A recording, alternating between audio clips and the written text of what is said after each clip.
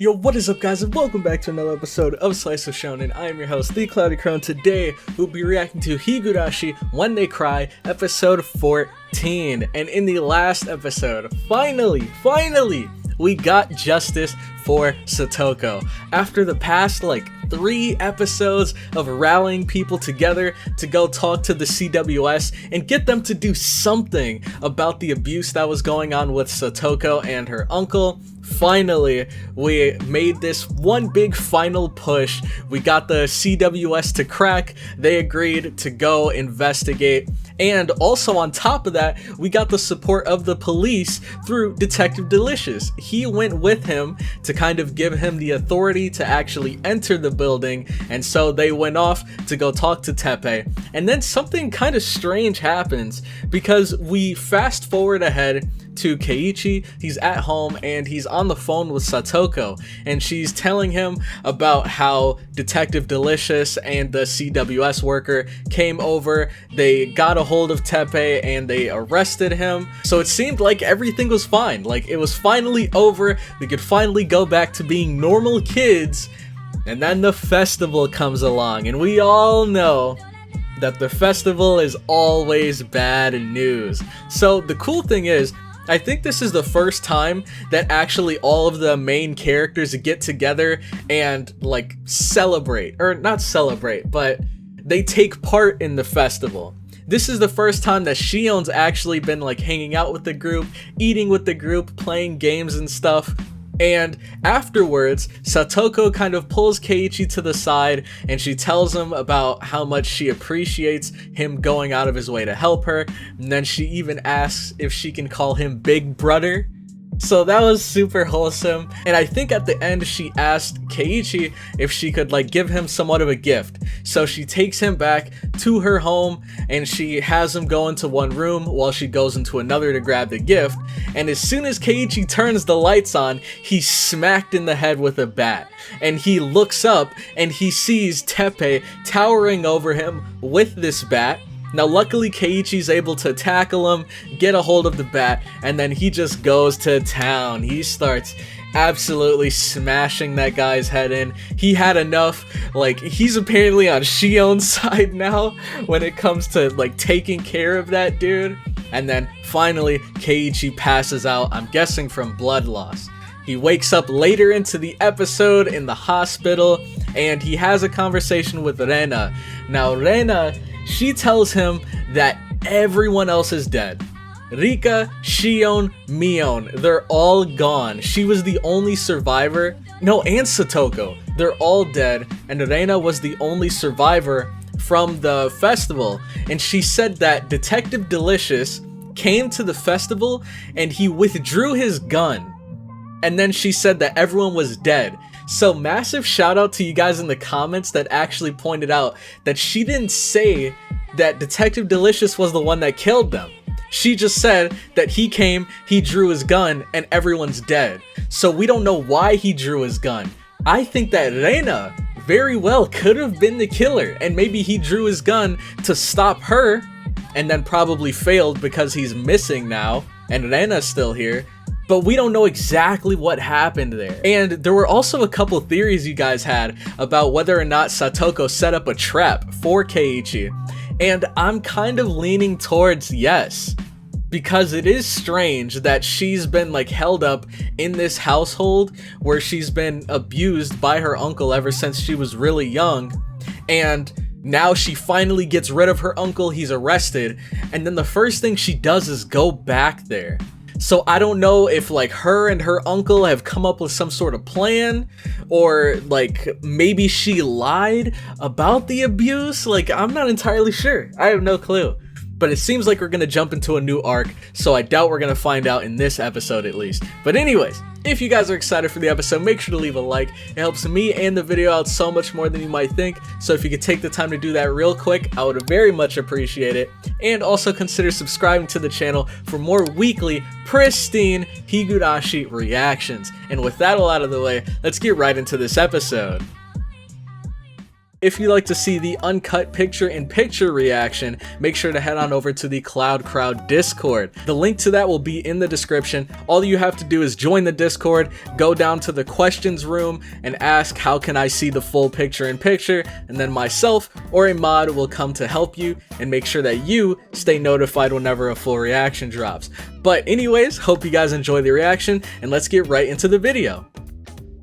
Alright, so whenever you guys are ready, make sure to grab your source videos, pull them up, and then get ready to sync them with me, because we will be starting episode 14 in 3, 2, 1, go. Let's see.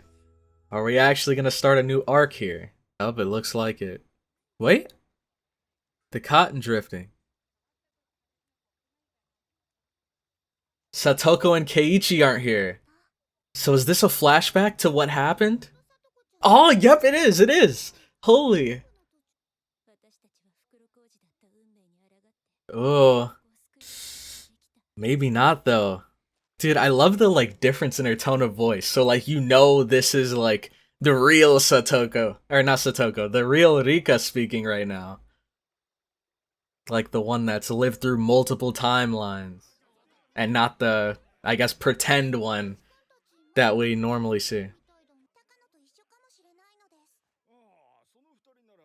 Oh, snap! That's the photographer and his girl. Oh, snap! He was cursed. Dang, you guys were right. Why did he target Rika specifically? Maybe Oyashiro-sama knows.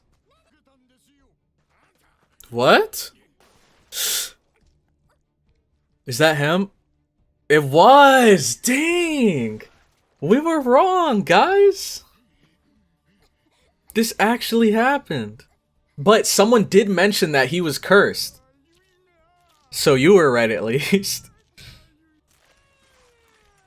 Jeez, why is it... there's nothing left to scratch at, dude. You're probably at the bone at this point. It happened exactly as Reina described, too. But how did she get away? Mion! Oh, let's go, Shion! Oh, man. Mion, you have a gun right here! Come on! Oh, that's how she survived. Oh my god. Mion, you had one right here! Why? Poor Rena. Dang, I doubted her too. Dang. Oh my god! Dude, she's...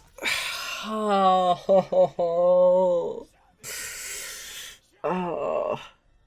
This hurts to watch, man. And Satoko. Oh my god, dude, it's so brutal! I thought last episode was bad. Holy. Dude. All I can say is, man, shout out to the guy in the comments that said that Detective Delicious got tired of everyone calling him Delicious. But man, why? Why did this have to happen? It's so crazy. But this right here could also explain how Teppei got away. So, man, what the heck? And we saw him walking away with a bat that already had like dents in it, so clearly he just finished beating someone's brains in. That was probably the photographer and his girlfriend. But man, so it seemed like he was after Rika's knowledge of the curse, and she refused to give it to him. But oh, poor Rika. I just realized, like, every time she dies in these timelines, She has to go through that pain of being killed over and over. Like, look!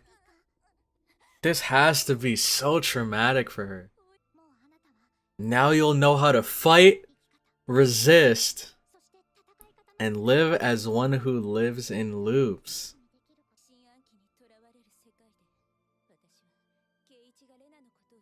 I remember this. And it turned out, that Rena was the killer. Oh snap, she's going through all of them! She was still killed. Yeah. Yeah, I think her using the last bit of her power is making it so that she's about to vanish. 100-year journey? Oh my god! She's been doing this for 100 years. I'd go crazy, man. I would lose my mind.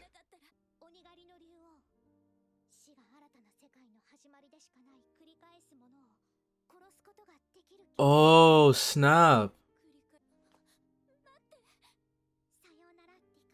No.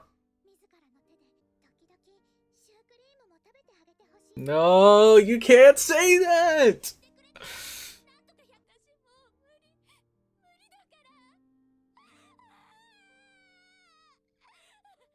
Poor Rika. Dude, I wonder how it must feel for Rika. Like, in this timeline, does Satoko and Keiji and everyone, do they just feel like robots to her, maybe? Like this is all a simulation? Because the original Satoko and the one that she grew up with, that she knows and loves, she's dead. She died almost 100 years ago.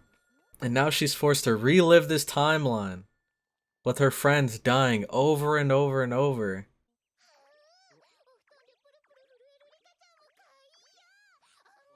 This isn't the time, Ren. Anywhere in Hinamizawa. That's gonna take like all day. Do you think she's gonna go to that ritual storage room? Or storage shed? Wait, is that?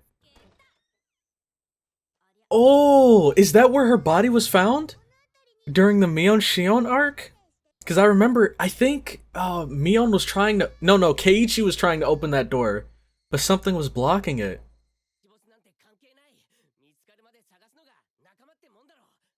Let's go, Keiichi. Oh, snap. Oh, snap. I knew it, dude.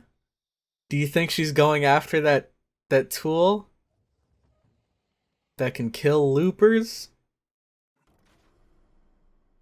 The head splits open. Oh, so it was supposed to be right there? Oh my god. Oh, this hurts, dude. Oh my god. Oh, it's a piece of it. Maybe? Come on, we gotta save her in time! But then again, like, who are we to force her to go through all of this? Wow. Alright. This is all we're asking for. Don't give up just yet. 5 more loops. You hear this? 5 more, guys. Then it's all over. Man. 5 more. So we're on a timer now. We gotta get something done. But the good thing is she can like retain her memories now. After dying and going into another timeline, she's able to retain her memories. So within these 5 loops, or 4 loops I should say, we gotta get some like major information. we have to figure out why this is happening and how to stop it. Because I feel like RIKA has an idea of what's going on, but clearly she doesn't understand the full picture since it keeps happening over and over, no matter what she tries. So, oh man. That's so crazy. But honestly, respect to RIKA, because she very well could have ended it right there. But instead, she decided, like, now that I have this, it's kind of given me the strength that I need to move forward, at least for a bit longer, for 5 more timelines. And seeing as this is an anime, we're probably not gonna resolve everything until the 5th timeline. Alright. Man, what an interesting yet crazy episode. Poor RIKA. But hey, one thing that's kind of cool is that it seems like every arc we've kind of focused on someone. The only person we haven't focused on was Keiichi. But in the first arc, we focused on Rena. The second arc, we focused on Mion and Shion. The third arc, we focused on Satoko. And this arc, we've focused on RIKA. So now we can really get into it. Now that everyone's backstories have kind of been touched on, now we can really go into this and start diving into the truth behind what's going on. Because the bit that RIKA does know, she hasn't told any of us yet. Like any of the characters or the viewers. Man, I guess my question of the day for you guys is, do you think that you could endure what RIKA's endured? Not only going through 100 years worth of timelines, but also going through the fact that you just want to live your life, you want to move forward, and then you get forcibly dragged back into the past. And on top of that, like, having to go through that feeling of being killed every single time. Like, we saw the expression on her face when she got hit in the head with the bat by Detective Delicious, and then she like wakes up in that other dimension, like I guess in that space between timelines. She wakes up and she was like screaming in agony, like she felt that even after it was over and her body wasn't in pain anymore. Her brain, her consciousness was still like freaking out. That has to be such a crazy burden to hold on to. But like I said, man, if she did end it there, I could not blame her. Because number one, I'm not in a position to force her to resolve this. It's 100% up to her. And if she feels like she can't take it anymore, I feel like all we can do is just respect that. Because we haven't had to go through what she's gone through. So who are we to tell her to keep going through that for everyone else's sake? I guess that's at least how I feel about it. But we found out the truth. Satoko didn't set us up. Detective Delicious did kill everyone. And that most likely was Teppei that hit Keiichi in the head. And Rena didn't lie. I feel bad. I thought it was Rena, dude. But I guess she was only really guilty in that first timeline. And maybe the second one. Because we don't know who the killer is. But I had a blast watching through this. I hope you guys did as well. If you did enjoy, make sure to leave a like, comment your thoughts on the episode down below, and subscribe for more Slice Shonen content. But with that, I'm going to head out, so I'll catch you all in the next one. Have a good one.